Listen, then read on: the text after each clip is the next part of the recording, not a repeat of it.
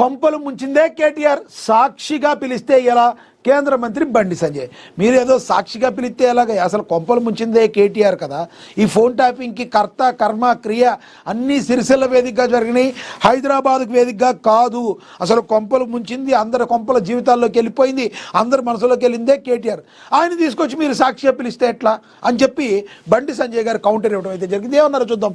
Phone tapping కేసులో కొంపలు ముంచిందే కేటీఆర్ అని కేంద్ర మంత్రి బండి సంజయ్ కుండబద్దలు కొట్టారు. సిట్ విచారణకు కేసీఆర్ కొడుకును దోషిగా పిలిచారా? వాంగ్మూలం తీసుకునేందుకు పిలిచారా? అందరినీ సాక్షిగా పిలిస్తే దోషులు ఎవరు? ఇలా చేస్తే ప్రభుత్వాన్ని ప్రజలు ఎలా నమ్ముతారు? తెలంగాణ ప్రజల కొంపలు ముంచినందుకు మా రక్తం మరుగుతుంది, రాష్ట్ర ముఖ్యమంత్రికి పౌరుషం లేదంటూ, విచారణలో అధికారులకు స్వేచ్ఛనివ్వట్లేదంటూ ఫైర్ అయ్యారు మరి బీజేపీ నేత ఎంపీ బండి సంజయ్. మీరేమనుకుంటున్నారు? బండి సంజయ్ మాట్లాడిన వ్యాఖ్యలను ఏ రకంగా చూస్తారో కింద కామెంట్ బాక్స్ రూపంలో కామెంట్ అయితే చేయండి.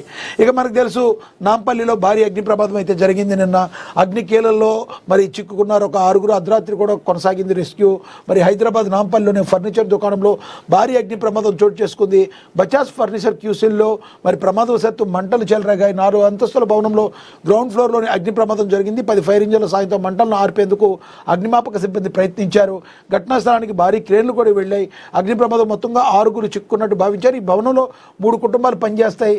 సెల్లార్లో వాచ్మెన్ కుటుంబంలో 2 పిల్లలు, మరో కుటుంబంలో 4 చిక్కున్నట్లుగా అప్పుడు సమాచారం అయితే అందిందని కూడా మరి చెప్పారు. ఇక ఘటనా స్థలాన్ని సజ్జనారు కూడా పరిశీలించారని కూడా మరి చెప్పడం అయితే జరిగింది. ఇక దానికి సంబంధించి ఏ రకంగా ఎందుకు అది జరిగింది అనేది మరికొంత మనకి తెలియాల్సి ఉంది. ఇక అదేవిధంగా అందరి భాగోతాలను బయట పెడతాం.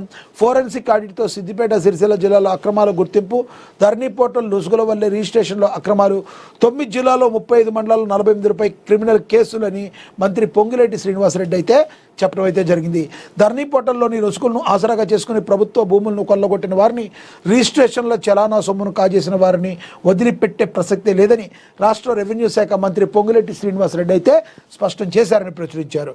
ఇక ధరణి పోర్టల్ను అడుగుపెట్టుకుని గత ప్రభుత్వంలో పెద్దలు ప్రభుత్వ భూములను కాజేశారని, దీనిపై సిద్దిపేట సిరిసిల్ల జిల్లాలో కేంద్ర ప్రభుత్వ అనుబంధ సంస్థ పైలట్ల కింద ఫోరెన్సిక్ ఆడిట్లు నిర్వహించడం జరిగిందని, ఇందులో అనేక అవినీతి అక్రమాలు జరిగినట్లుగా ప్రాథమిక నివేదికలో స్పష్టమైందని ఆయన తెలిపారు. మరి ఎటువంటి పరిస్థితుల్లో ధరణి పోర్టల్ లొసుకుల వల్ల ఎవరైతే ఈ యొక్క రిజిస్ట్రేషన్లో అక్రమాలు జరిగే 9 జిల్లాల్లో 35 మండలాల్లో 48 మందికి పై క్రిమినల్ కేసులు ఉన్నాయని చెప్పి మంత్రి పొంగిరెడ్డి శ్రీనివాసరెడ్డి అయితే చెప్పడం అయితే జరిగిందని చెప్పి కూడా ప్రచురించారు. ఇక తదుపరి చూద్దాం. భారత్పై 20% సుంకాలు తగ్గొచ్చు, దావోస్ వేదికగా అమెరికా సంకేతాలు. 50% నుండి 25%కే డౌన్. మరి భారత్కు త్వరలో అమెరికా శుభవార్త చెప్పనుంది. రష్యా నుంచి ముడి చమురు కొనుగోలు చేస్తున్నందుకు గాను భారత్పై విధించిన అదనపు పనులు ఎత్తివేసే దిశగా అమెరికా యోచిస్తుంది. భారత్ నుంచి వచ్చే దిగుమతులపై ప్రస్తుతం అమలు చేస్తున్న 25% టారిఫ్లను త్వరలోనే వెనక్కి తీసుకునే అవకాశం ఉందని America treasury secretary Scott Besant స్పష్టమైన సంకేతాలు ఇచ్చారు. స్విట్జర్లాండ్ దావోస్లో జరిగిన ప్రపంచ ఆర్థిక సదస్సులో ఒక దిశగా అమెరికా సంకేతాలు పంపింది. ఓ ఇంటర్వ్యూలో America treasury secretary Scott Besant మాట్లాడుతూ, రష్యా ఆయిల్ కొనుక్కుంటున్న మేము భారత్పై 20% పన్ను వేశాం. దీని ప్రభావం స్పష్టంగా కనిపించింది. భారత రిఫైనరీలు రష్యా నుంచి ఆయిల్ కొనడం దాదాపు మానేశాయి. అక్కడ కొనుగోళ్లు కుప్పకూలాయి. మా లక్ష్యం నెరవేరింది. ఇది ఖచ్చితంగా విజయమే. ప్రస్తుతం ఆ పన్నులు ఇంకా అమల్లోనే ఉన్నాయి. కానీ భారత్ ఇలాగే వ్యవహరిస్తే దౌత్యపరమైన మార్గాల ద్వారా అన్ని పనులు ఎత్తివేసే అవకాశం ఉంది. అదొక చెక్ పాయింట్ లాంటిదని బెసెంట్ వివరించారు. ఇదే సమయంలో ఆయన ఐరోపా దేశాల ద్వంద్వ వైఖరిని ఎండగట్టారు. ఉక్రెయిన్ యుద్ధానికి ముందు భారత్ రష్యా నుంచి కేవలం 23% ఆయిల్ మాత్రమే కొనేది. ఆంక్షల తర్వాత రష్యా తక్కువ ధరకే ఆయిల్ ఇవ్వడంతో భారత్ కొనుగోళ్లు పెంచింది. భారత రిఫైనరీలో ఆయిల్ శుద్ధి చేసి భారీ లాభాలకు మళ్ళీ ఐరోపాకే అమ్ముతున్నాయి. ఇక్కడే అసలు ట్విస్ట్ ఉంది. ఆ రిఫైన్డ్ ఆయిల్ను యూరోపియన్లే కొంటున్నారంటే పరోక్షంగా రష్యా ఆయిల్నే వాడుతున్నారు. మీపై జరిగే యుద్ధానికి మీరే డబ్బులు సమకూరుస్తున్నారు, రష్యాకు మీరే ఆర్థిక సాయం చేస్తున్నారని బెసెంట్ యూరోప్ దేశాలకు చురకలైతే అంటించారు. ఓవరాల్గా అయితే 25% మరి తగ్గే అవకాశం ఉందని చెప్పి, మనకి సుంకాలు వాళ్ళు తగ్గించేసే అవకాశం ఉందని చెప్పి చెప్తున్నారు. చూద్దాం రానున్న రోజుల్లో ఏం జరగబోతుంది అనేది. ఇక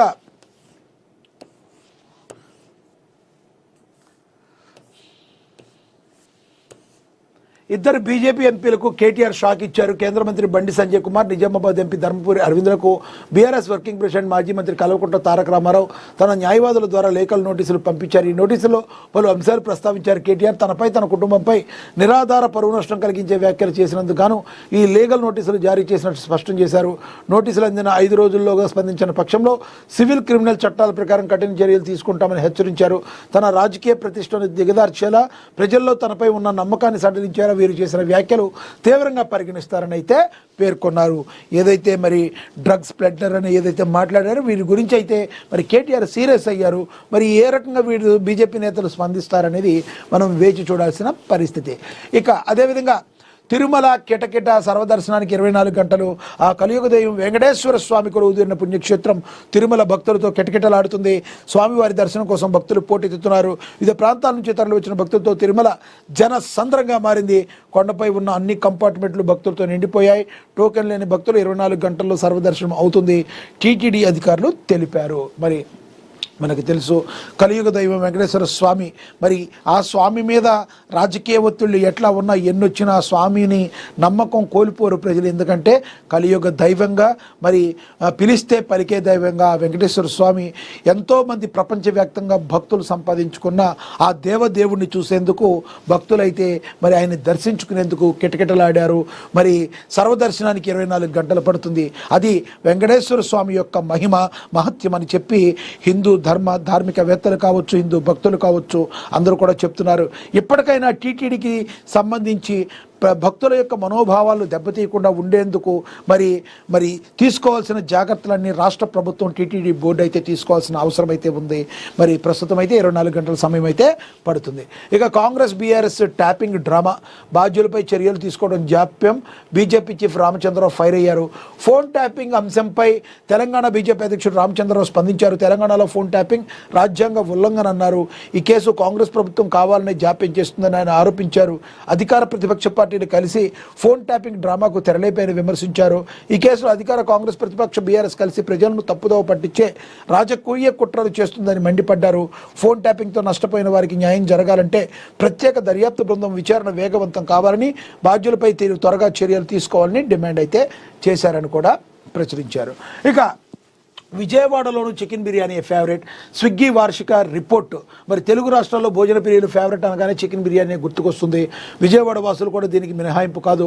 ప్రముఖ ఫుడ్ డెలివరీ యాప్ స్విగ్గీ విడుదల చేసిన 2025 వార్షిక నివేదికలోనూ ఇదే విషయం స్పష్టమైంది. అయితే బిర్యానీ తర్వాత విజయవాడ వాసులు అత్యధికంగా ఇష్టపడుతుంది మెత్తటి తెల్లటి ఇడ్లీ.